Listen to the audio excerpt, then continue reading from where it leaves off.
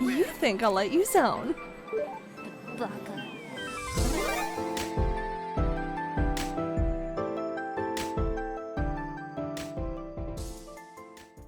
Hey guys, I have some more Spyro news, but not what you think, as it's more concept art about the new look Spyro, and news about Stuart Copeland replying to reports of him possibly doing a Realm Beyond soundtrack from the UK's Independent, who contacted him about said involvement with the new Spyro game after about 18 years, and Stuart replied that he wanted to confirm to them that Toys for Bob did not contact him for a new entry. It happens that way.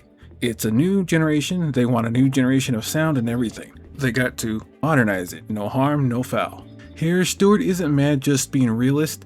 His style can be emulated if the new composer cared or understood the atmospheric dreamscape feeling to the music, then the game will be in great hands. It would be nice for him to do a version of the main theme again, but Toys for Bob wants to go tap some new blood instead of going with old reliable.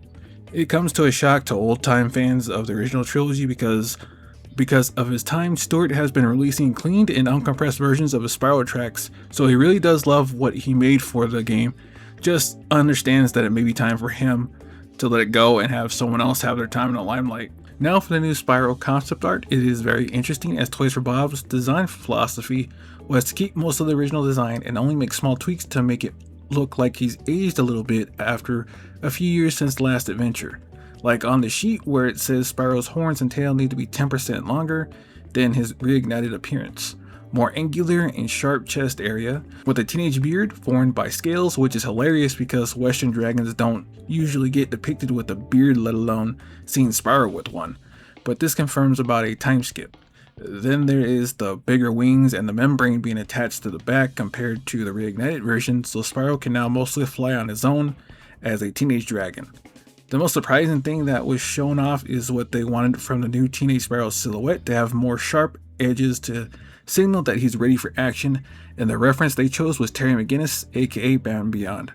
Seeing Terry in the big 2026 is a surprise, but not a horrible one.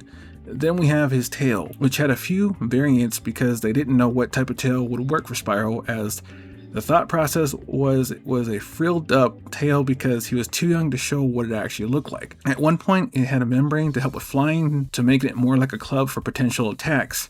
And the last is the potential peak, add a new move for Spyro called a Meteor Strike that you can pull off when he's in flight and you use momentum. Do you guys like the new ideas for the Teenage Spyro? The new scale beard and messy longer mohawk, or sharper silhouettes than the softer round one that made him more friendly? I like the new changes, but a little bit iffy on the soundtrack. I just need to hear a few tracks to make a better judgment though. With that said, stay gold guys, and I'll see you in the next video.